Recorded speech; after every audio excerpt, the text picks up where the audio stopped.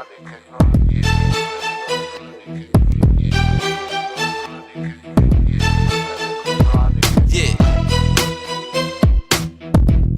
Uh-huh.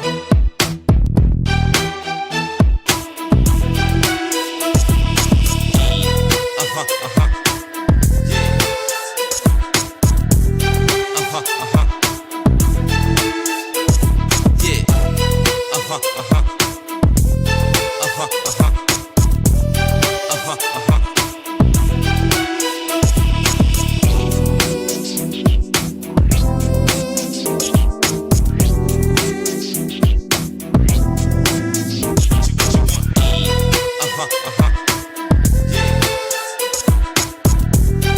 Uh-huh. Uh-huh. Yeah.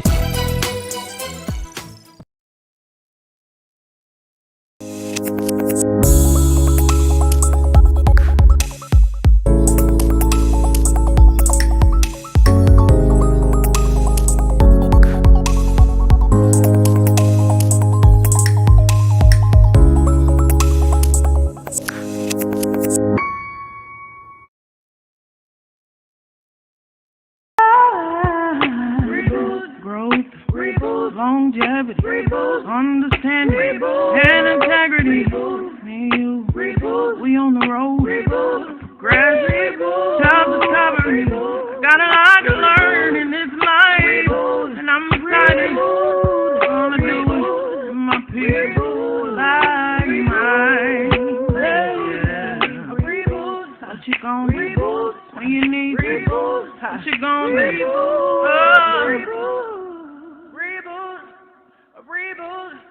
A reboot.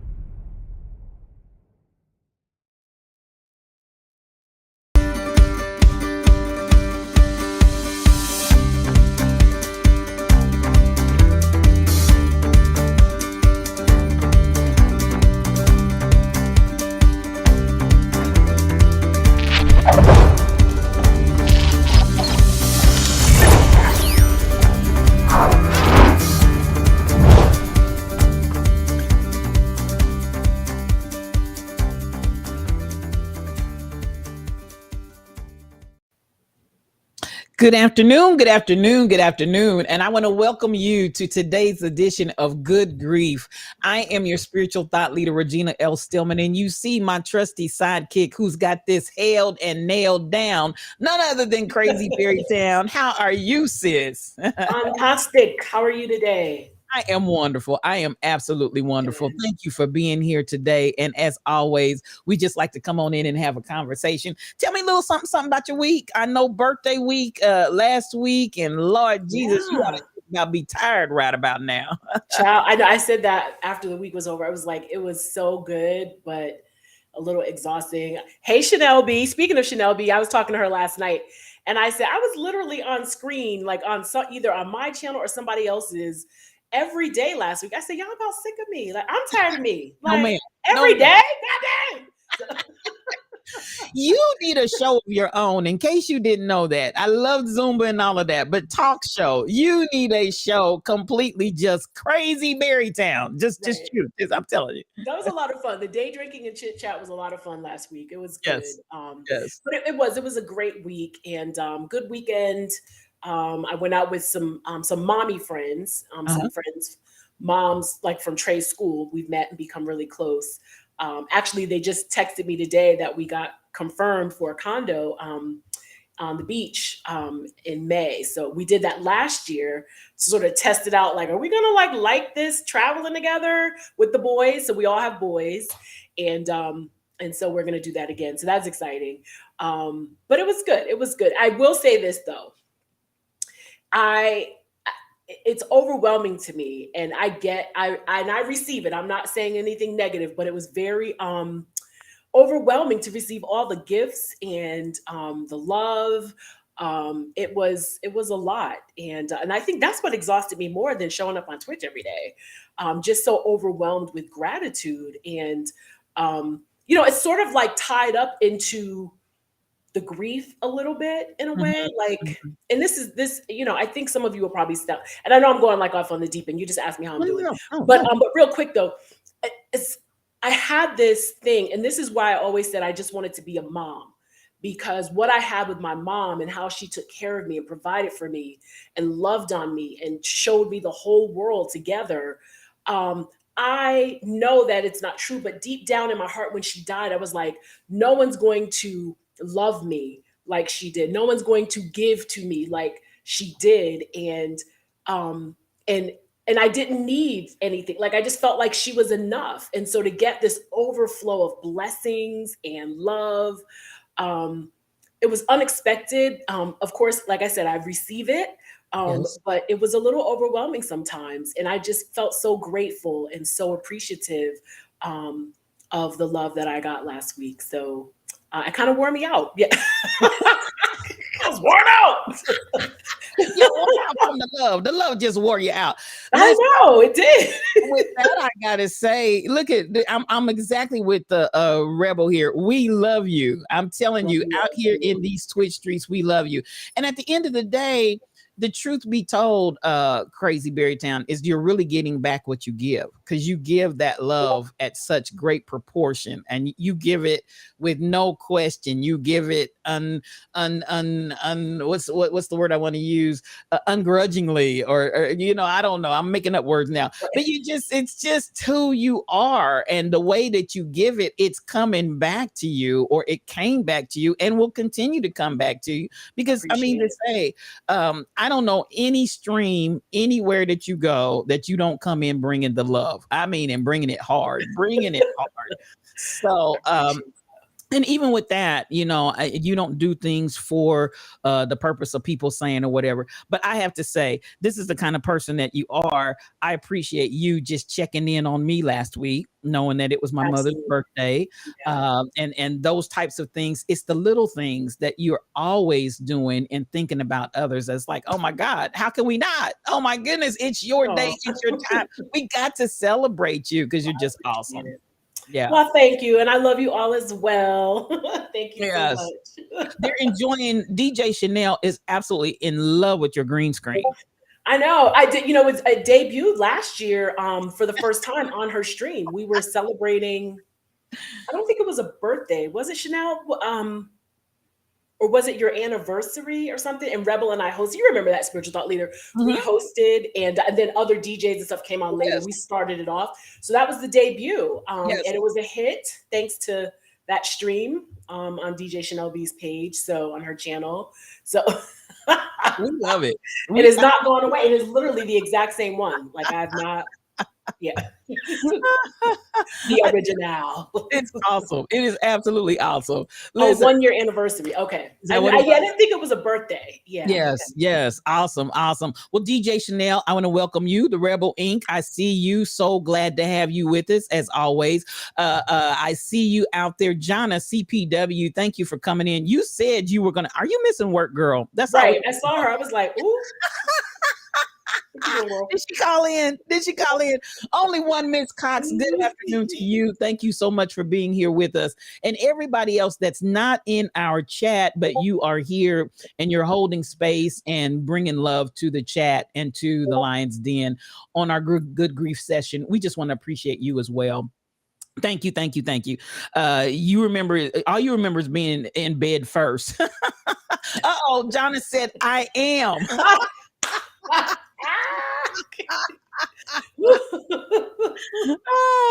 That's goodness. so Oh my hilarious. goodness. Oh my gosh. Anyway, I appreciate you. Tracy, Crazy Berry Town, what's on your heart today? What are you feeling in your shondo? And that's just kind of the way we're going to roll. I know Yeah. last week, when we went behind the scenes, this isn't necessarily the topic, but I just want to appreciate you for acknowledging the grief of those that have miscarried, acknowledging the grief of those who had a struggle conceiving and infertility. You brought in some areas there that there was a lot of gratitude for that as well, because a lot of times those areas get left out in the grieving process. And so Yeah. thank you for that. I just want to say publicly, thank you for that. And what are you feeling in your shondo today? Well, that's what I love about this space is that, we can embrace everyone's journey, everyone's grief journey. And sometimes, we may not necessarily say, like we say, sometimes it's job loss or relationship loss, and we name certain things. And, and I'm sure there's others that we still even today haven't mentioned. But as a woman, and particularly a Black woman, I know that fertility issues, and then, once you conceive, possibly miscarriages, things like that, don't get talked about. They get pushed down. And so I really felt that I felt like I did grieve in the trying to conceive process. I never had a miscarriage, but in my chats and going online and talking to people in different motherhood groups and things like that, miscarriage was the thing that came up a lot. Yes. And it's hard. It was hard to see that. And I know from close personal friends and just in general that that's a tough thing. And I know, we carry a lot. We talked about this last week or week before, especially as Black people and Black women, we carry so much. And a lot of it is, PTSD and trauma from generations ago, including that. Yes. And I just felt that was important to mention and to, so it's funny. So I had friends that would have babies, knew I was struggling. And on Mother's Day, they would always, give the big Mother's Day shout outs and stuff on Facebook. And they would always do like another post and that said, I see you. Those of you who want to be mothers, those who are mothers, but their children are in heaven, their babies are in heaven. And so after I became a mom, I do the same thing on Facebook and Instagram every year for Mother's Day. I do the happy Mother's Day to everybody. I'm so glad to be a mom. Praise the Lord, whatever. Happy Mother's Day to my mom in heaven. But then I always do my final post and I know, and I don't say them by name, but they always either respond in that or they text me and say, thank you. But I say, and to all those who desire in their hearts to be a mother, I see you. And I get it. I do. I really do. Those are 5 hardest years of my dang life. Trying to have this child. Okay. So, that's beautiful. Yeah, it was tough, but again, and I know a lot of people, and people don't talk about it. They don't bring it up. Were you in touch with that as grief, Crazy Berry Town? Were you in touch with that as grief, or was it just you're going through this journey, you're having all of these emotions, all of this is going on? Were you very clear in that process? I'm grieving. No, I was more angry than anything. I back then I would have labeled it as just anger, and just festivity. Like yet again, I'm not pregnant, and I remember. It is Jonna. It's like the worst. Mother's Day, I wanted to hide and go under a blanket or under the bed for the entire weekend. And this again, this is not, I say these things and people don't mean any harm at all, but you would go out to eat or you go to the grocery store, happy Mother's Day. And I'm like, God dang it, I'm not a mom. That's what I really wanted to say. Yes. And I get it. It's a beautiful thing. And it's nice to say that to people and we should celebrate moms. I get all of that. So, and I know no one ever meant any harm. So to avoid that, I would just stay in the house like all weekend. Wow. And just cry it out. Really, I just cry it away. But I wouldn't at the time. I would say, if someone asked me, are you grieving? No, probably not. I would label it maybe as anger and just disappointment after disappointment. I felt, for me, it was more of I went on like a highs and lows kind of thing. It was like that thing that Kim showed, the grief was like all over the place. Yes. I felt like that with fertility. I felt at times I was mad. You know, me and God, like he just probably thinks I'm like, he's like, listen, girl, like if you don't get yourself together, I was pissed then, right? Like, why can't I have a baby? And then I'd be mad at myself. Like maybe I did something. Maybe, maybe I shouldn't have cussed that lady out. Maybe, maybe that's why I can't get pregnant. Wow. Or then I felt maybe I did something. Maybe I should have eaten better or whatever. But the biggest disappointment for me was that everything up until that point, everything I said I was going to do. I was going to have my master's degree by the time I turned 25. I was going to be the youngest person ever in my department to get tenure. I did all of that with ease. And now I can't do this. And it was heartbreaking because I felt like a failure. And now, like I said, I look back on it now, it was grief, Yes. which you all know, right? You all know it is anger, it is confusion, it is let down, it's all of that. So yeah, it was tough. Is that the chart? Yeah, look at that. Look at that. Look at that. It's like a mess. You got these beautiful stages, and then there's me. Right. That's me. Like, and that's every day, not even in grief. That's Crazy Berry Town. You can literally take off my experience and put Crazy Berry Town. That's it. You all know, you all get a peek in here sometimes. There's a hot mess around here. It's like the all the time. Just, yeah. Yeah. But again, it's something that I think, and I know there are grief group or support groups, rather. They may not call it grief, for that. But I did want to mention it in that space because, a lot of times people kind of quiet it down. I will say this is the only, when we were trying to get pregnant, that was the only time in my 30, at the time, I was in my 30s, my 30 something years of life that I had a disagreement with my mother. Which for a lot of people, they're like girls and their moms, they argue all the time. I never, ever had a disagreement with my mom until then. And She didn't get it. Like, she just thought, okay, you married, like you lay down and get busy and you have a baby. I'm like, yeah, that's what we kind of doing. Like you think we just staring at the wall every night, and right. I'm like, what you think we doing around here? Sitting on our thumbs, and she just didn't get it. And we just, she like, she keep asking me, like, and she was clocking my period almost, like, well, did it come today? And I snapped on her and I felt bad about it, but that was the only time we didn't talk. Like, I think we just didn't call each other for like 2 or 3 days. I had never not talked to my mom except for a couple of times I was out of the country, ever. Like, that just never happened. And so she was in town one day and I was taking a test and it was negative again. And I just bust out crying. And I asked her, and this is what got her. I said, Mom, tell me something either you wanted or want. I said wanted, and you just never could get it. Like you tried, but something you really, really wanted, you tried over and over and you never got it. And so she was joking. She was like, a husband. I was like, okay, well, let's go with that. So a good husband anyway. And so I said, imagine trying like legit counting and marking off 48 times that you want something and you get negatives 48 times. That's how many pregnancy tests I took. 48. Wow. And the ice was melted right there. She was like, oh, it made sense to her. I said, can you imagine going in the bathroom every month for 4 years, over 4 years, and you take a pregnancy test like with like anxiousness and excitement, and it's a negative, even when you're late. Yeah. And I had to do something to get her to get it. She's like, what do you mean you're not pregnant yet? And I'm like, Mom, it's just, even after we started doing this, she's like, well, what are we paying on? Because she helped us with some money, some funding to get some treatments and stuff. What are we paying all this money for? And you're not pregnant. So when I told her that, I said, it's more than that. And I don't need any company in my uterus. Thank you very much. And once I said that to her 48 times, yes, 48 no's.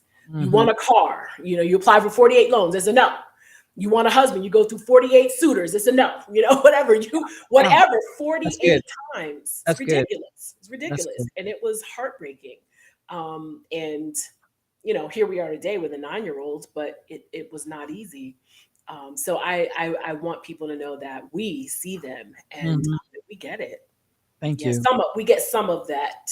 Yes. Maybe again, like I said, not miscarriages for me, but then too, right? You get pregnant and then you live in fear. You're like, oh my God, am I gonna keep this baby? And I Yes. had that Man, experience of man. fear and Mhm. all of that. So being in the hospital, I went into the hospital in early labor at 5 months. And I was Wow. like, Lord God, see you playing, Lord. See you playing, right?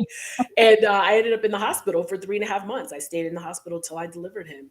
But every day was, like, is it today? Is it today? It was angst the whole Mhm. time because I was thinking I'm going to have a miscarriage, I'm going to have a miscarriage, or I'm going to deliver a baby that's not viable. Mm, So it's a whole lot of it's a yes. whole lot of stuff. And sometimes and I get to what else is interesting, not just about fertility grief, but also just grief in general. Is sometimes people just feel like I just won't talk about it. Like if I don't talk about it, it just won't be Mhm. like not like it never happened, but like I just won't think about it. If I don't talk about it, Mhm. then it's just will just get pressed down Right. even more. And Right. and we all, those of you who are here, we all know that is temporary. Absolutely. It's still there, right? So So what can you say to encourage somebody that may be still not wanting to deal with it, head in the sand? I've got yeah. a family member that I deal with on a regular, and I see so many things about her where she had two babies that were born sleeping, Mhm. and then a couple of miscarriages, and then a baby that was born, lived 9 days, passed away, that kind of thing. And at the end of it, it's like everybody just acts like this child didn't have all these different situations where she had life in her body, and for whatever reason, it went away at some point. Mhm. And so, all of us have seen a definite change in her from the period pre all of that to the current. And then everything just kind of went real wonky, if I can say that, Mhm. afterwards. And I just feel like it's a whole lot of trapped, unresolved, and unaddressed grief. But Mhm. that's me looking in. For that person that's really struggling to be able to say, because I think our society almost makes it feel like, you True. know, you don't have a child. What's wrong with you? I mean, it was miscarried, it was whatever, but it's over. Keep on moving. But it's like people, these women carried little people in their bodies, and Yeah. for whatever reason, it did not come to full term fruition or was born sleeping. How do we deal with that? I one of the things I think to sort of turn it a little bit, because sometimes it's almost like a trick in a way, like mind control, like tricks. But sometimes we think of, deal with it for you, deal with your pain, deal with your grief for you. But if we sometimes, and I learned this in my grief support group, and I've heard this and read this in other spaces, when we take it and look at doing something as an honor to those we've lost. So, yes, you want to take care of you, take care of your heart and your spirit and and in some cases your physical being, because grief is physical also. It can wear you down. But whatever it is you do, whether it's go to counseling, plant a tree, talk to someone, do it in a way where you think of it as like an honor to that your babies, you are representing them, you are honoring their life by taking care of yourself, by sharing your story, or by helping someone else who's been through it or is going through it. So, and then sort of like in a backhanded way, it Mhm. helps that person. Okay. And so one of the things that I did, when my mom died, although I just could not get past the pain, but I did little things. I took a nightgown of hers and got it fashioned into a teddy bear. We light the candle for her birthday. As much as I didn't want to do it, what spurred me on to do it was, and now knowing she can see me, Mhm. oh, but what spurred me on was knowing that I'm doing this to honor her. She means and meant more to me than anyone. besides Captain Boots. I mean, to me, that's different. I can't even say it. It's like a different love, right? But Mhm. she was my everything. And Yes. anything that I can do, anything, even if it's painful for me, anything. So if it means talking here, if it means going to counseling, if it means lighting a candle, a memory garden in our backyard, uh, going on a speaking tour, I don't know, to help other people. If Yeah. it means that she will get the honor, her memory will get the honor, I'm going to do it. Mhm. And Mhm. somehow I'm getting healed too, Yeah. right? Yeah. So that's one of the things that and when I learned this in my support group, sort of the light bulb went on for some people. I mean, we were, it was strange. It was really strange. All six of us that were there all lost moms or Mm. mothers. Okay. And we were a crying, snotty mess every week. And when she said that, though, literally you could see, some of the redness in our faces going away, the snot was drying up. People were like, oh, okay. Yeah. And the exercises that she had us do, some of them were for us, Mhm. like the wind telephone, talking and trying to get it out. But when we had to do things where we had to make this little bracelet, we had to pick, it was a charm bracelet. And we had to pick colors that represented our loved one. The charm should represent, we were all in. We were like, hey, this is all right. Yeah. But we were doing it for their memory, right? And their honor. We were in. And when I stopped and looked at it, and when I wear that bracelet today, I now realize, yes, I was making it for her, but I was getting healing in the process too. Yeah. Yeah. So Yeah. that's one way. I'm sure there are many others as well. That's Um, awesome. yeah. That's awesome. So let me, in regards to your birthday that you just had, I Mhm. think the mixed places, and maybe you didn't have any, but the mixed places, I see myself in the journey now. It's like where you've got celebratory events, but you're still in grief. How do you marry and balance those two? So can I, if I can ask, maybe personally, if you kind of share, how was your celebratory week of birthday and your grieving? How did that marry? Did it marry well, or was it a challenge? Where what? Yeah, it was a little bit of a challenge. You know,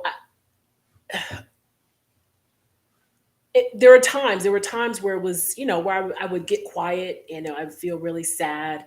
Um, like I said, I didn't get that phone call from her, so the fourth birthday, I guess maybe now the fifth, without the phone call from her at the time I was born. So I woke up, on my own, I guess, the time to get Captain Boots ready for school. And I was kind of like, kind of let down. But then, of Mhm. course, I got Captain Boots. The first voice I hear that morning was my baby.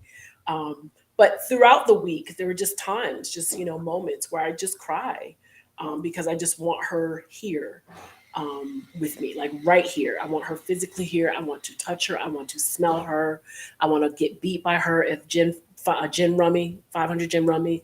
I want her to beat me in Yahtzee, and I Uh-huh. want her to make her corned beef and cabbage. So that's it. And so yeah, it was great. It was an amazing week. Actually, I might go out on a limb and say the best birthday week that I've had since she's been gone. Awesome. But they're just moments. Mhm. I think I probably cried a little bit less than maybe in previous years.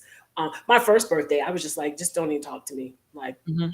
uh, just I don't want to go out. I don't even want any gifts. Just donate it to the American Heart Association or something. I just didn't want anybody. Just don't talk to me. Mhm. I just wanted to just hide out. Yeah. But this week was okay. It was okay. I had moments. And like I said, I just wanted her to be here. And some of it too is, with other big things, um, is I want her to be here to celebrate Mhm. the things that I have accomplished and the things that I think are great. I owe all to her. Yeah. And I've always, um, I mean, we all have this wish, right? That we want to take care of our parents. We want to take them on trips and, lavish them with the good life, and all of that. And Yes. I mean, Yes. as I'm looking around, I'm like looking face in my junky living room. I don't know how much of a good life this is, but I want her to be here to go on trips with us, to be on Twitch with me and celebrate my birthday and blow out the candles. And I want all of that with her right here. And it's hard. And so, a lot of times I say this too, my crazy is really a mask sometimes, not all the time. Like today's a great day. But some days The crazy literally is just it's a mask. I'm in pain, and last week I had a couple of those moments. And it's hard.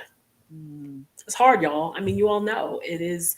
And I think sometimes the pain stings a teeny bit more during those celebrations, Mhm. right?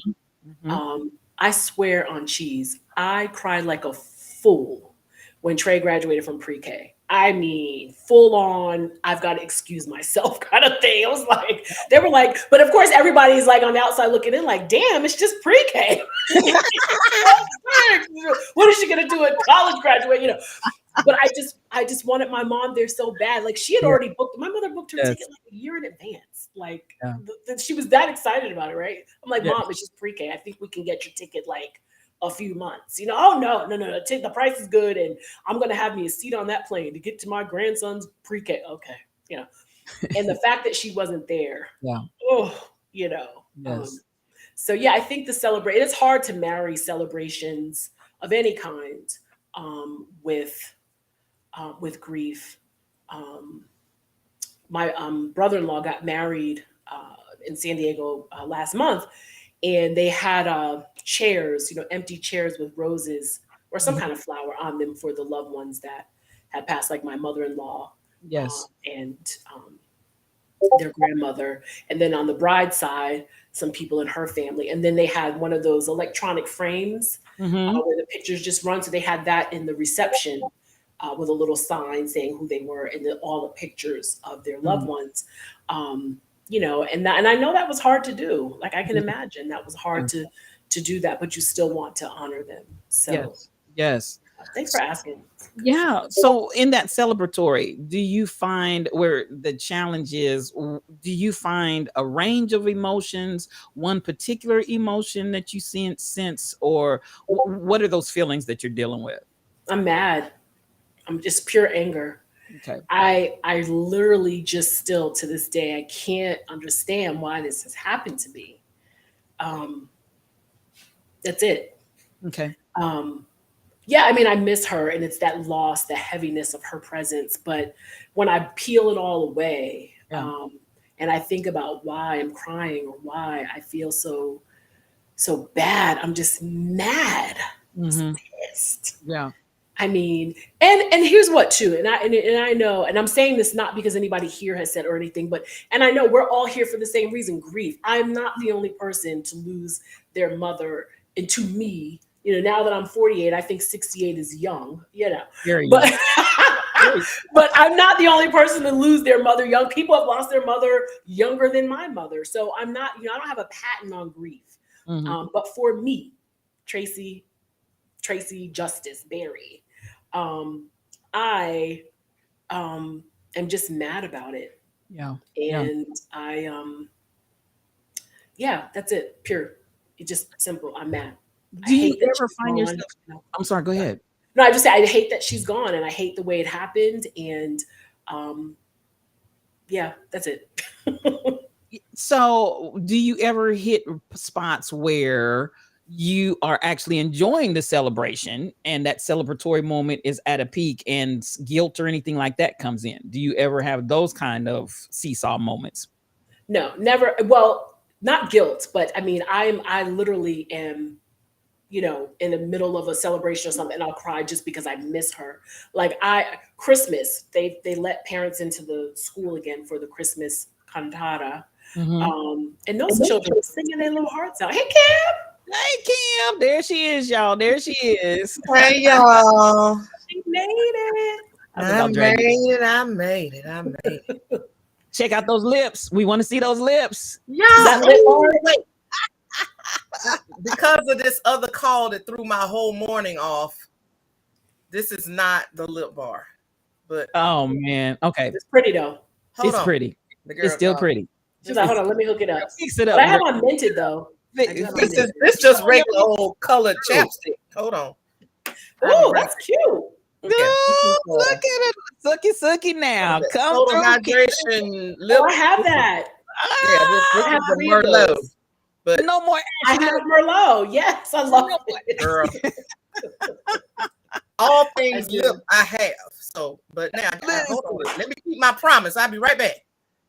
Do your thing, girl. Do your thing. Now, I didn't mean to cut you off. Good afternoon, No. DJ Stacy Bless One. She is a Fine. streamer. If you're not following her, please, please, please. Joanna, I love you guys. Now, so you don't have, and I'm just asking, I'm just exploring, Yeah. I'm just thinking, it's like, okay, so because there's so many emotions that we go through, it's just like a myriad of emotions. It's like trying to sort through it all. It's like, what's really going on in here? It's just like all of this is going on, and you're trying to put a name and identify, because I think sometimes if you don't identify the emotion, somehow it just kind of runs away with you until you figure out what you're dealing with. And so that's my reason for asking. Yeah. Go right ahead. I'm sorry, I didn't mean to cut you off, dear. No, it's fine. No. We were waiting for Kim. No, I was just saying, in the middle of the Christmas play, I mean, I'm clapping and so excited that at this Catholic church they're singing This Christmas by Donny Hathaway. I'm like, look at these little black kids and white kids at the Catholic church singing This Christmas. I was pumped, right? I was texting Tim. I was so excited, and then boom, I started crying. And I was just like, I just want her here. And but it's purely just that, you know. One part of guilt, one part of grief that I haven't felt is guilt. Nothing was left unsaid with my mom ever. And the way things happened, with how fast things happened, there was nothing, you know, that I could do. When I found out that she had the heart attack and was going to have the triple bypass, I left and got on the highway immediately the day she had the surgery.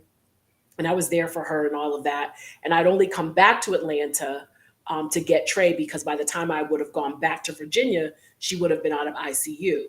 So I wanted to go get him to bring him to see his Cece, because, you know, he'd only seen her on FaceTime. The time she was sick. But before I could get back, that's when she went back into cardiac arrest. But guilt is I feel a lot of things. That thing that you showed, that Kim, we showed the graphic, you know, I feel a lot of those things. But guilt for me is, it's not one of those things. Trauma, anger, frustration, confusion, sadness, all of that for sure.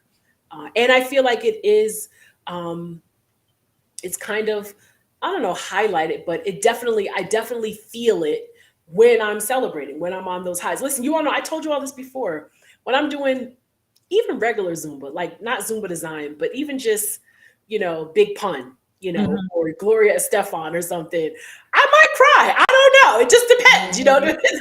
It depends. Certain songs just, I don't know. They just make me feel like I'm gonna cry, or I just know, like, oh, that would be her jam, you know, or whatever. And I think you said it, or somebody said it. Well, it's, you know, you're sweating, so it all looks like sweat to me, you know. But I literally, I mean, I cry all the time. I mean, even doing Zumba. But I feel like those high times, I almost expect some of the sadness to come in, because I am up here, and I want her there too, and I can't have that. So it kind of creeps in. All right, Kim, let's hear about this lip, honey. So I am wearing Boss Lady Ow. by the Lip Bar. Come through. You can get it at your neighborhood Target. I'm going today. And this is the liquid matte. So it goes on like a lip gloss, but then it dries to a matte. It will stay on all day. Oh, come through. And this is one of their number one sellers. The shade Bossy. I put it in the chat. Come on. I'm going to get it today. WSELADY. Boss Lady. It's gorgeous. It is. It's really pretty. It is. I love it. Thank you. Yes. Well, we were just kind of shooting the breeze, Kim, and so glad that you jump in. I knew something had come up, but listen, you know, Crazy Berrytown gonna hold down the fort with ease. Absolutely. But come on, what's going on in your world? And then at this point, I'm gonna turn it over to y'all, and I'm just kicked back. So y'all take it away. All right, let me just comment on them shades you wearing. It's matching your pink over there. I know, right? I see you. Why? I see that color coordination that is happening. It's happening. It's happening. Green. Love it. But my Love lips ain't working like yours, girl. I mean, you got that thing together. That's all I can say. That's pretty. It's I really like gorgeous. If y'all It is need to gorgeous. pray for me about anything, pray that I don't buy another lip gloss or another lipstick. I see a color and I'm like, ooh, I wonder about that one. So when I bought this, it was at Christmas time. They had like the reds collection. So I think it was 4 or 5 in a pack. Wow. Because I get the text messages, I get the emails, I get all the Mhm. sales that happen. I haven't looked for it at Target, but now that I know that it's there, when I run out of this, I can just go to Target and get it. It will come through. Well, I hope they have that color today because I'm going after I get Captain Boots from school. I got to take him to a birthday party, but we have to like kill a little bit of time. Mm-hmm. So he has a zillion gift cards from his last birthday. Mm-hmm. So I'm going to grab his gift card, and I got one for my birthday. Thank you out there. You know who you are. And I'm going to look for me some lip balm today. Y'all check me next week, okay? Check it out. Check it out. She's coming through. Come through. Come through. Yes, the lip bar is everything. That is really pretty. But I'm doing okay. Good. That was a ministry call that I got. And as we're talking about grief, that was a mother who was grieving the fact that her child believes that they are transgender Mm-hmm. and has begun making strides to move in that direction. Mhm. And was thinking of stepping down from leadership from church because she was like, I don't know if the church gonna be able to handle this. I'm like, girl, the church can handle whatever. You just do what you need to do as a mother.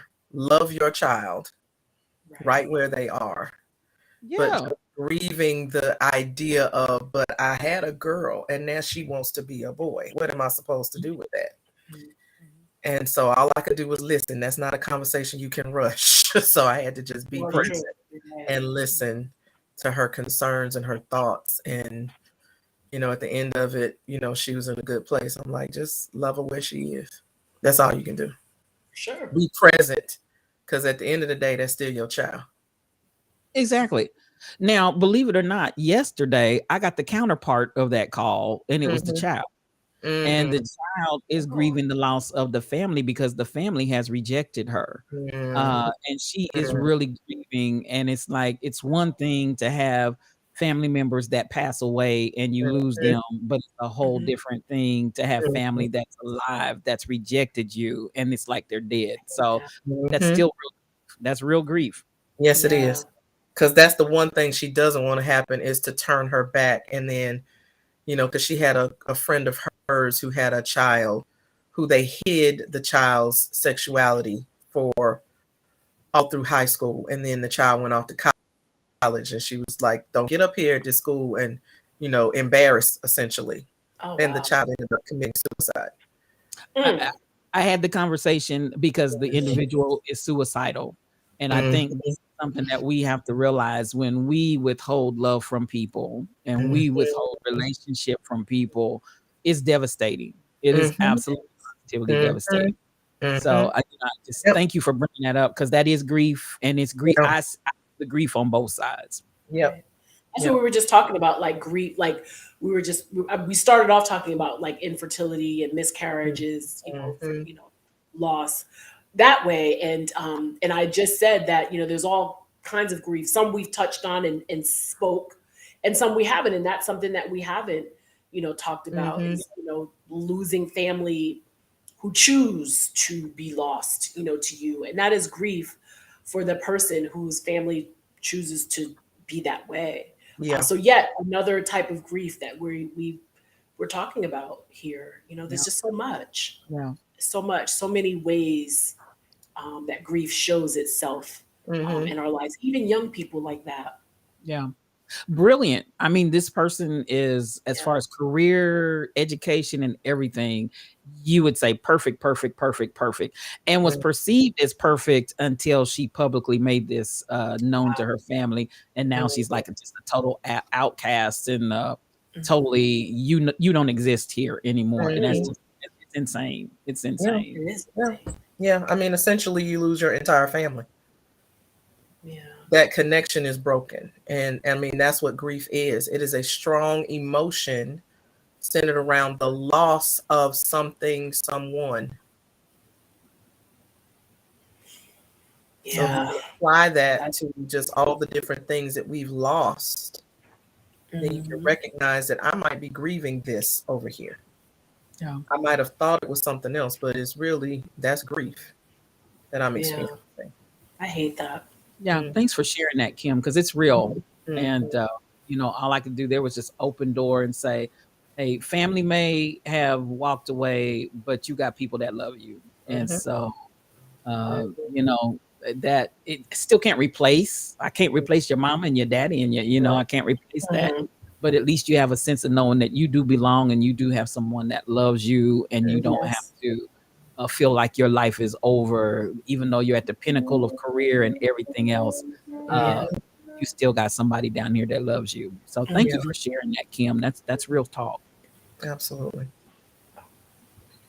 But other than that, Yeah. I'm good. I'm good. Another busy weekend ahead, but Yeah.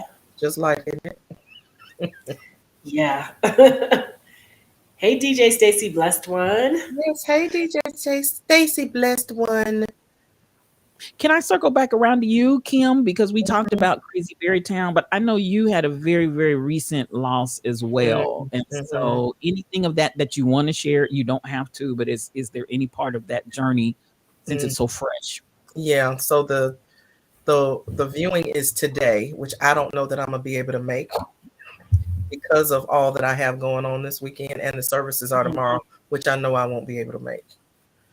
So I've come to understand that, sometimes I may not be able to make every single solitary Yes. service or even stop by. I just have to remember the person as I remember them. And so just processing that Mhm. because it's from 1 to 6. And in Atlanta, we already talked about the traffic last week. Yeah. I have to be out in Alpharetta because I'm actually spending the night out there this weekend. The blessing of being at the church that I am, they recognize that I live 40 miles away from church. So when I have to be there the entire weekend, they will pay for me to stay at a hotel. And so tonight is our confirmation banquet, and I have to go check in, get changed, all of that stuff by 7. So no way that I can get off this call, then pack. We'll finish packing because I'm washing a couple things while I was doing all that other stuff earlier, and get to where I need to get to, stop by there, and then get on the road to start heading to Alpharetta because it's Friday. It's like it's turn up city on the expressway on a Friday. People getting off early. People didn't go to work. Just people going to the airport, coming from the airport. It's just madness. And so what would take me 45 minutes could take me an hour and a half to get just out to Alpharetta. True. It's very true. So for me to stay in peace, I just know I need to just go do what I need to do, and I'm not going to be able to stop out there like I want. Yeah. But as a group, we did, there was an option to plant some trees. So that was the option that we took, so that there will be something living in her honor. But That's nice. there's a lot going on, y'all. And today is much better than last Friday. That's good. But, I've just kind of had to make peace with the fact that I won't be able to be there for the services. Yeah. And our love is extended to you. Absolutely. I appreciate I y'all. know that's hard sometimes when you can't make it, to a service or something, especially someone you love. I've been through that too. Not being able to make it for whatever reason, it's out of town or I have something else going on or whatever, and that you feel bad sometimes. I get that feeling. Yes. Yeah. Because the services are a part of the closure process. It kind of helps you move from one thing to the next. Yeah. It doesn't necessarily put a period at a particular stage in grief, but it's for us, let me just speak for myself. For me, it usually is a way to kind of help move things along, because you know that this is it. This is what happened. I saw it with my own eyes. And okay, now we start moving forward in whatever way that looks like. And that moving forward can sometimes be moving forward with that 12-step grid that we talked about.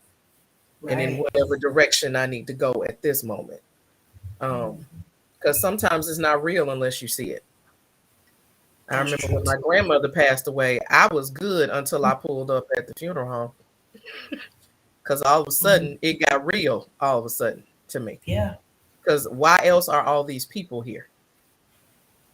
Yeah. Up until that moment, I was kind of like, well, maybe it didn't happen. Maybe wrong. Right. But when I pulled up in that car, I was like, oh, snap. Okay. This is really about to go down. Okay. So, yeah. And that's why some people don't want to go, though, to services for that reason. I know some people who have felt exactly how you felt. They've gone and they don't want to feel that anymore. And so they'll just avoid it. They just won't even go, you know? Yep. Because just going can open or reignite other feelings. Like, you know, I do have a friend that go to funerals now since her mother passed away. She's like, I don't go. Because every time I walk, as particularly at the church where her mother's services were, she will not go to any services there. Because that brings back the memory of her mother's service. Yeah, I get that. Yeah. So Wanda, that is wild. Oh my gosh. A backlog? Oh my goodness. Wow. And once again, we send our condolences to you and your family. Wow. Oh no. My goodness. So sorry to hear that, LaWanda. And also, LaWanda, I saw what you said about your cousin who's now grown. You said a lot of times they do it out of anger. We're talking about people, you know, transgender. And you see you have a cousin who's now grown that went through identity crisis at 14 and it escalated.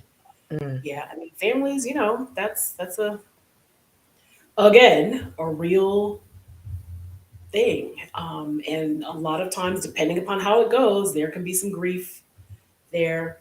And along with, as Kim said very early on in our, you know, when we started talking about this and doing the stream, there's so much more than grief. There's the trauma and anger and all of that. So yeah, that's hard. DJ Leo the Great, you're not going to your own funeral, really? Yeah, I don't know how he got off though. He's not going to his own funeral. Right. I mean, we'll let you know how that goes, sir. Right. Oh Lord. Oh, that's funny. Yeah, I don't know. It's so much, you know, so much wrapped up in grief. That's why I literally, like, I look at that graphic like every other day or so, because I'm like, where am I today? Where am I in that swirly swirl? I'm like, right there on the left. Yeah. It's and there were different images of different peoples. So some people kind of like did like just straight lines of, you know, well, today I'm here. I mean, moment, whatever the situation, it could have been moment. This morning I'm here. This afternoon I'm here. Right. And I don't turn it in or whatever, but it's like, yeah, it could really, I mean, this is as unique as you are as to where you may be on any particular day. Yeah. It's really literally my life. That's what I was saying before you came on. I was like, you could take out my experience and put Crazy Berry Town. Like, that's me every day. It's just like, you know, and then in that is grief, you know, it's it's all of that, you know, it's just how life is, I guess. Yeah. All right. So folks who are out there, how are you all feeling today? I don't know if we asked that. We might have. I don't know. We just jumped right in. Yeah. So how's everybody doing out there today? How you feeling? Anything? Just tell us what's going on with you. And, you know, you're here and we appreciate it. Obviously, like I said, we're all here to, you know, support each other in grief and in some cases be lifted up ourselves. So we hope you're all doing well. And we got a raid. Oh my gosh, we've got Raiders. Welcome, Raiders. Oh my goodness. I didn't even see it. Come on in. Welcome to Nicole Cosplay. Come through, come through. Thank you so much for the raid. Oh,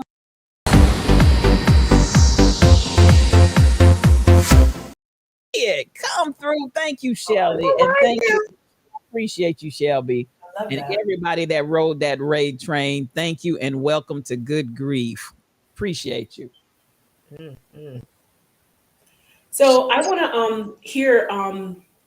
So I mentioned this earlier about honoring your loved ones, and then you brought it up again too, Kim. So I want to hear from you all. You brought up how your group will be planting a tree or some trees Mhm. in your loved one's honor. So I'd like to hear from y'all. From y'all, what have you done? Have you done anything, or have you thought about something that? Um, so, one, have you done anything like that in your loved one's memory to honor them, to honor their life, whether it's plant a tree, um, donations to something? I mean, you don't have to say how much, but maybe an organization, or have you thought about doing something? And if so, what have you thought about? And the reason why I'm asking is because there might be people who are not sure what to do. They want to do something, or they're just not sure how to. They're kind of stuck like cement, like in the ground. Like, I don't know how to move to honor my loved one. I want to, but I don't know what to do. So please share if you have some ideas. It might bless someone else and give them an idea of what they can do for the memory of their loved one. Like Kim said, planting a tree or trees, which is always nice. There are companies, actually websites Mhm. um, that will send you the seedling or a little, a starter tree or something, Mhm. just for that reason, for memories. Yep. Yeah, we did it through the funeral home, which was one of the offerings. Of course, you can send flowers, you can Yep. sign the book, or you can plant 10, and we did the 10 tree Oh, seedlings in her honor. nice. That's really Mhm. nice. Yeah. Only one Mrs. Cox. Highs Yeah. and lows this week. Okay. Oh, well, love to you and Yeah. condolences. And we send comforting thoughts to your friends, family, and your uncle, and your family as well. So big hugs to you. And Yes. it's hard, it's hard going through that, when you have your own grief, like right here, like it's not even pressed down. It's like Right, right here, and you're right. dealing with Mhm. your own. It's hard sometimes. Yeah. And it's hard sometimes. Sometimes you don't want to be there, or you can't be Yeah. there for other people. You just don't have anything left. Yes. Mhm. So I'm thinking about you. Yeah. Yes. Hug this. So how do you guys do when you don't have anything left, but you still are being bombarded with more close family and loved ones that are, the cycle of life still continues and people are yet dying and in the process of dying. How do you guys deal with that and juggle it with you're already fresh at the level, that you're dealing with yourself? Mm, it depends on who they are. Just be honest. I can only do what I can, right? And so sometimes I just, I offer a phone call if that's what it is, depending upon who it is. Um, but I, I just protect my heart, and I protect myself and my family. And by protecting my family, that means I have to be okay for me. And I recognize that whoever this person is or these people are, they have immediate family and loved ones that can hold it down. Honestly, I mean, I hate to be that way, but um, I have to protect my heart. And so sometimes it literally is a phone call. It might be I'll just send something, kind of thing. Um, now, I've had my best friend, her mom passed away last January last year from COVID, and I drove to Virginia to be with her. And she was like a second mom to me. We traveled to Europe together, so I needed to be there for her in that regard. But generally, it's sort of like I have to do an assessment. Where am I right now? Mhm. What do I have in my tank? Mhm. And if I have to be honest, um, I used to have the disease to please. I used to be the yes person, um, and I'm not. I think I literally, like, I turned 40, or maybe it was I turned 41, and I was just like, I just can't live like that anymore. I'm killing myself to please others, and I really take it's a case by case basis. See where I feel that moment. What do I have to give? And if it's just a phone call, if it's a card, if it's send flowers, if it's to show up, then I do. I really have to assess. Yeah. Mm-hmm. Yeah, I would agree. I've become more and more self-aware as I have journeyed along having to care for our congregation and realizing what can I do in this moment. I have a team of people that back me up exceptionally well. So I don't have to make every phone call. I don't have to go to every visit. I don't have to be everywhere. And even in them finding out about the loss of Wendy, they were like, oh, what can we do for you? How can we be of help to you? And so, they've been sending me little text messages every day, just checking in to make sure that I'm okay, because they understand the amount of death that we have at our church alone. Outside of that, if I have deaths in my family, like they've had deaths in their family as well. So we just support one another along the journey, because sometimes I got more to give than they do, and other times they got more to give than I do. And, trying to be a transparent pastor about that, because I'm not trying to end up with a stroke or a heart attack or needing to go commit myself somewhere because I'm not processing or not self-aware enough to know that I cannot do everything. Right. And so then the times when I grieve alongside, because there have been times when I've grieved alongside families at our church, because that person was just as important to me as it was to them. And recognizing that, because, that's just my style of ministry and pastoring. I know that there are a lot of pastors that are not like that. Yeah, that's true. Another case of grief is, because I don't think anybody from my church is on here. One of my colleagues is going to be leaving our church, and I have had to literally put that to the side. I cannot deal with that right now. I just can't deal with it, because we are tight. He is like a brother to me, and we have had such great times doing ministry together. No drama, no foolishness. We've allowed God to be able to use us creatively to do things of impact at our church. And so I'm like, I don't want to work with nobody else. I'm gonna just be honest. I don't want to work with nobody else. Yeah. I'm praying about who God gonna send next, because now the one before that. Wait, this is the pastor? This is my co-pastor, the associate co-pastor. Okay, gotcha. I was So the previous one, I was like, deuces, God bless you and your ministry. Not that we would work well together, but it was time for him to go. This one, I don't know what I'm gonna do. And so, and every week in our staff meeting, our senior pastor's like, I'm praying for you, Pastor Kim, because I know how tight y'all are. I'm like, could you stop already? Right. Because what I'm not gonna do is cry on the staff meeting. What I'm not gonna do is cry on the staff meeting with you. But there may come a moment when I'm just gonna bust out crying, and they're gonna be like, "Oh snap, we done opened the floodgate. I shouldn't have done that. I shouldn't have said that." But you started it. When does he leave? I mean, not to bring it up. All new appointments start July 1. Oh, so he'll be really leaving and packing up end of June. Annual conference is at the beginning of June. So it's getting here quickly. It's coming really quick. Announcements will be made, so everybody will know first Sunday in April that there's a change that's coming. And so the other part was there was a possibility that I was going to be leaving too. And so they were like, we can't pull both of them, because then we're going to have a revolt on our hands if we pull both of them. So I get to stay, but he gets to go. Mm-hmm. So I may have one more year at this church, because they probably will move me next year. Or they could move me in January. Who knows? But yeah. I know. Anticipatory grief. Yeah. But like I Aw. said, I have really put it off. I don't even want to think about it too long. Mhm. Yeah, I understand that. When you find somebody that you work in, because there's actually three of us, our event coordinator, we work exceptionally well together.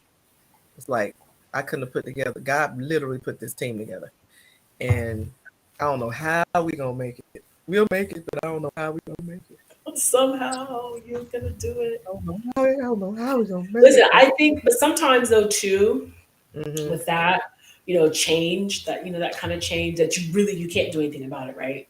You wish you mhm, could. mhm, But I had that experience kind of recently at my job. Like I worked with and for someone who, through work, we became family, and she left. She moved back to her home in the Virgin Islands to be a dean at the University of Virgin Islands, and it was kind of expected. She had this big appointment and did this sabbatical fellowship, which usually means you're going to move on. So the whole year that she was gone, I was like, yeah, she's gonna come back and leave, and she did. And I mean, I was helping her pack, and like everything I threw in the box was like another tear, whatever. But and I still miss her like crazy.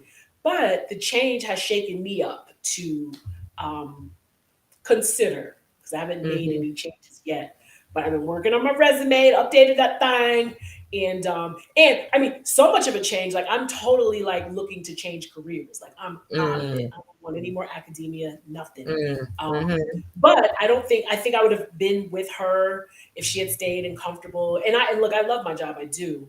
Um, but I January made 20 years for me there, and um, I realized with her leaving and my discomfort in the change and discomfort in now what I'm doing and who I'm working with, it Mhm, kind of forced me to make some decisions mhm. and consider moving on. Yeah, Like if she can do what I can't do. um, absolutely. so yeah, I mean it's hard though. I mean I still miss. I mean look, I still have the job. I still go in that camp every day. Well, not go in, but I still You sign still walk in. to work every day. Right. I walked yesterday. I do. I still walk to campus every day with those awful people. No, I'm just kidding. They're not awful. They're just not her. Right. They're not. She's Mhm, my family. mhm. So yeah, I that change really just I had to step back and think, wow, she's doing big things, and do I really want to continue working here? And so so of course my husband was like, oh, so what college are you going to apply to? I'm like, none. He was like, well, what do you mean? Were you gonna go through K through 12? No, I'm not teaching anymore. I'm out. Like legit academia I'm done. So as soon as somebody can hire this sis, I am gone for good. All right But now. I don't like change. Literally, I've lived in two places: New Haven, Connecticut, and here. My Mhm. whole life, it's only two places. I've worked this job. I'm 48. I've worked this job for 20 years. So clearly, I like comfort and stability. Yeah. But actually, I'm not afraid. I usually am afraid of change, but this is sort of tying it into grief, which I feel like everything in my life is, or loss, is that I did not know how I was going to wake up. I literally said, I will not breathe again. Like I don't know how I can live and walk this life without her, without my mother, and I'm doing it. Mhm. I'm here. I clearly can do change. I can do hard things. And Mhm. so I can take this 18-page CV and turn it into a 2-page resume. 18 And pages.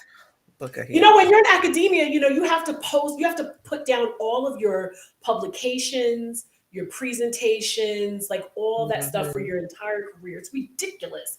Like, first of Mhm. all, who's reading it? Because I've been on a lot of hiring committees myself, and I don't read that crap. I mean, I shouldn't say crap. It's not crap for you academics out there. Sorry, I know. Mhm. But we don't read all that stuff. I mean, we look and see, oh, they've done, since Yeah, 2000. you see the magnitude of it all, but you're not looking at every article. Right, You're right. not So right now with a cross-referencing 20-year and all that. career at this one place, my Mhm. CV is like is actually it's jumped over to 19 pages. And that is without having updated it since 2020, because I haven't really done anything because of Mhm. COVID. Um, Mhm. so taking all of that and shrinking down my professional self into Mhm. two-page resume, I'm like, I can't do that. There's no way, I can do it. Yeah. Yes, you can. So, so change is hard. It is, but Mhm. sometimes that same change can spur you on to something that you didn't think was possible. Right. Mhm. And I know every day I think because I do get nervous. I started working on my resume. I'm finally working on my crazyberrytown.com website, all of that, which I'm like, I can't do.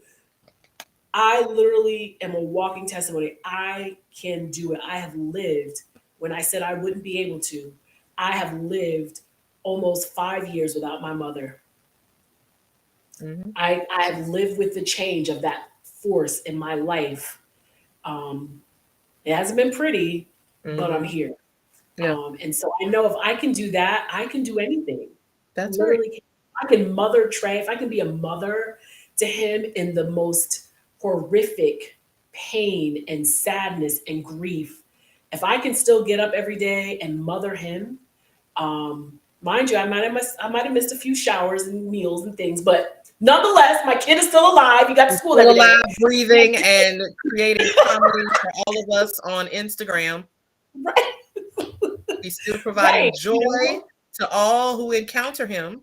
That tweet P. I know. Yeah. So I know I can do it. I know I can Yeah, do hard things. And so can you. Who knows, girl? Who knows what this change is gonna be?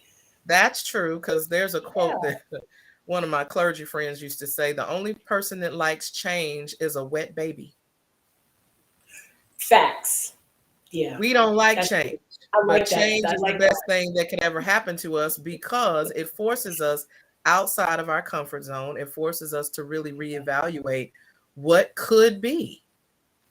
If this is Right. not the norm anymore, if this is not what is anymore, then what else could, what are the possibilities that lie ahead of me that I can Right. now possibly Right. participate in? Because now I will tell you, I've already told them if I get to stay another year, then that means promotion for me. So y'all figure that out. Ooh, you bet. Because I am the senior associate on staff. So what does You that better look say like it. financially? I want to get that What does that promotion. look Yes, like? ma'am. What does all of that mean? Because Yes.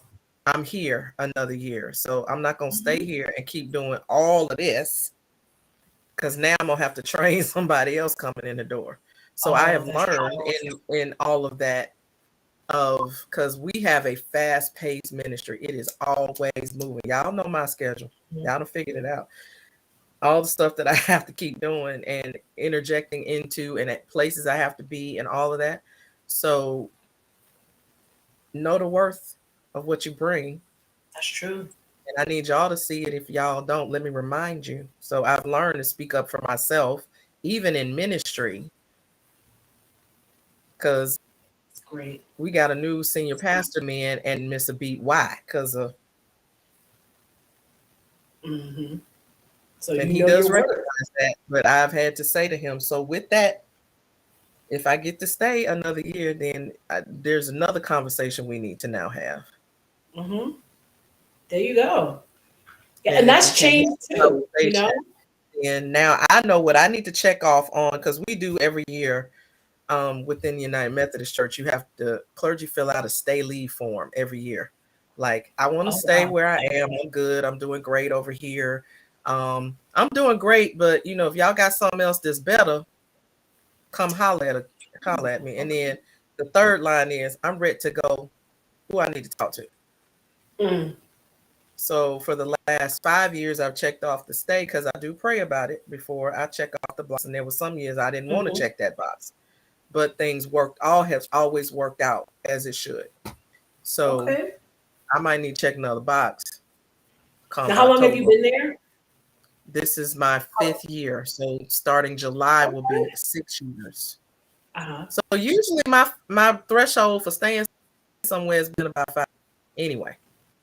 So it's Okay. about that time for Yeah. something to change.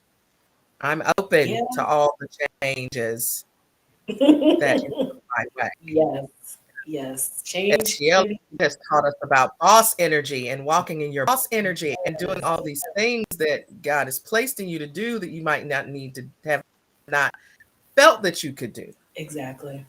Yeah. but you can do it. Yeah. Yeah. That's We a word can. for everybody out there. You can do it. We Whatever can it do it. is, You can do it. Absolutely. Amen. And Yes, 5 get equals through grace. it. Hallelujah. That's it. Yeah. So going into There you 6, I'm go. like, all right, Lord, what is we doing? What are we doing? I like that. Yep. I love it. So hey, it's 2:07. No, it is 2:16. Oh, child, I gotta go get my kid, y'all. He gonna be looking at me like I'm crazy if I'm late. So y'all know Captain Boots, he gives face, honey. So he'll be I looking do at need me you to and fill us trying to in figure out- on Captain Boots and the little girl asking him, Oh my does he God. like her? What So listen, after when he got back to her, what was the verdict? he said she was rude to him. He so he saw her at school that next Monday. And so he said, well, when I got to the classroom, she was just standing there looking at me like in a rude way. And I said, well, what? Why was she looking at you? So the context is this little girl asked Trey if he liked her at Captain Boots. And I said, well, of course you like her. She's your friend. And he said, no, like her, like her. I was like, oh, that. Okay. So he told her that he would get back to her after breakfast. Well, he didn't. He waited until he got to school that Monday, and he said that she was. I guess she was like standing there like this. He had attitude because you done waited until breakfast has come and gone 3 other times, sir. Right. So she was mad. That's why I said, well, you did say you were going to get back to her after breakfast. He said, but I didn't really mean it. I said, well, she didn't know that. So you shouldn't have said that if you didn't mean it. So that's why she was looking at you sideways. Okay.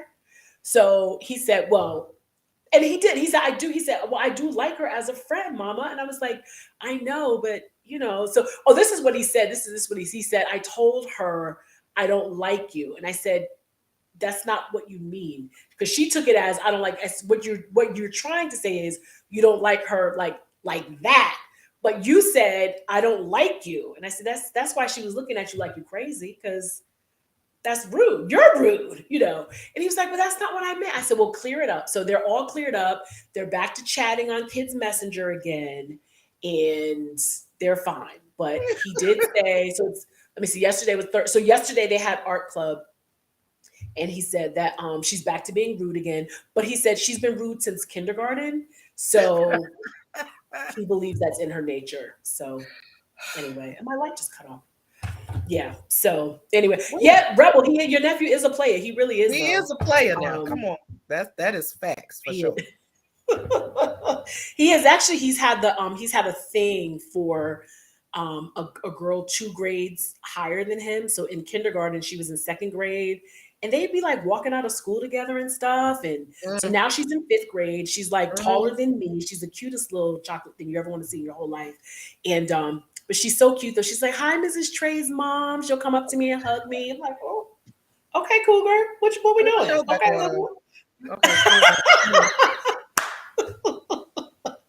You see the potential in my child? What is happening? What is going on? Right. Because you have to check these little girls a little sometimes. You got to check them because they. I know. And she's 2 years ahead. Okay. She's so all right. Watch her. Watch her. I know. I love Courtney, and her mom and I are good friends. But he loves him some Courtney, but he tries to play it off though, of course, So, but yeah, so that's where we are. So we're back to Miss Abigail, and they've reconciled, and he is convinced that she is just rude by nature, and that's it. So okay. Look, they'll be skipping out of school together today. They always walk out together. Him and his friend Dylan, they've been friends since they were 2. They were at a church school together, and they came over to the Catholic school together. So that's really his BFF. So it depends on if they're arguing, because they argue all the time, like brother and sister. So he'll either skip out with Dylan or he'll skip out with Abigail. I don't know. We'll see what happens today. So. Okie dokie then. Keep us posted. I will. I will. I had to read it again yesterday because I needed to laugh. I was like, let me go see what Captain Boo's talking about. I need to help myself. Gosh, he is a riot. He is a riot. LaWanda, right, telling her that she's doing too much. Yeah, he will tell you in a minute, just like he tells me literally once a day, that's too much, mama. He'll give me the hand. He'll say, mama, that's too much. And that's it.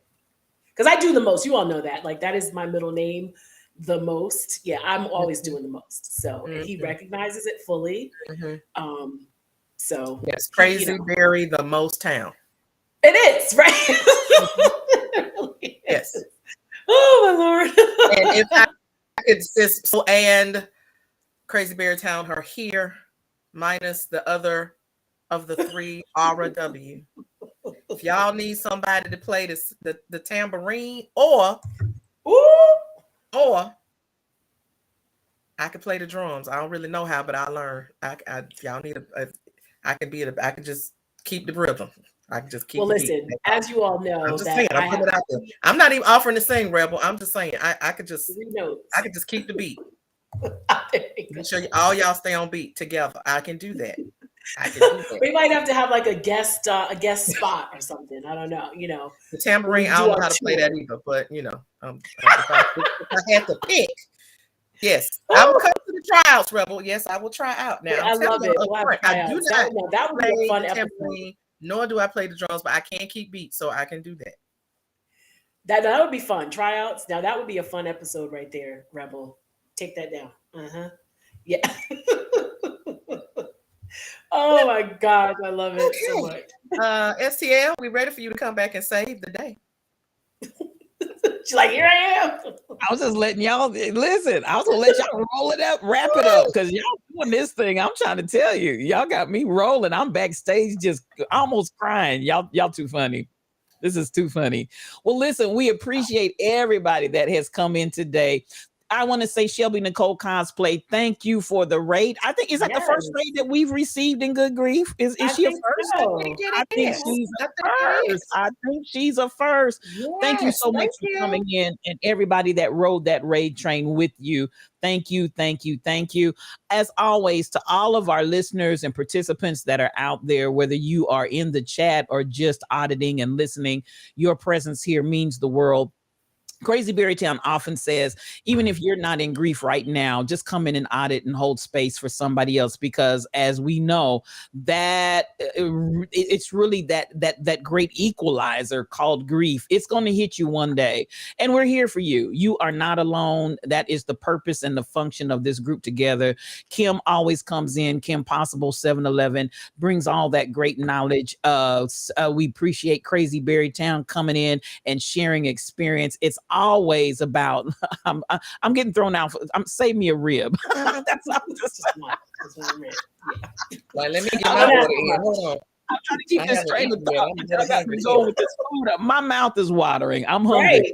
So at the end of the day, thank you for coming to Good Grief. We are here every single Friday at 12 high noon Central Time.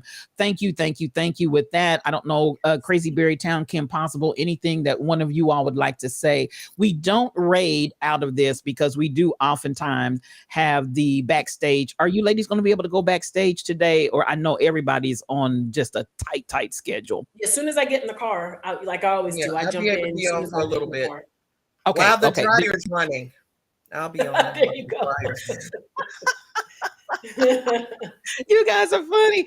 So we will be backstage in the afterglow. If you'd like to come back and talk and share with these two beautiful ladies on a more intimate, personal level, please go in my Discord channel, and you can go to the Discord channel that is marked for STL Cafe video, and come on in and we'll chat with you there. So please find yourself welcome to join us there. Ladies, take it away and we'll close it out. Again, thank you to everybody for coming. Thank you, everyone. I appreciate you all being here every week. We are here for you. Actually, I say for all of us, but we're here for us too, and all of you. And thank you for being here. Thank you for receiving us. And as always, find the joy in something every single day, or a rib. Enjoy the weekend. And as we are journeying along this thing called grief, just remember to give yourself some grace. Yes. Amen. Amen. Amen. And peace for your journey. We're out. Peace for your journey. Bye.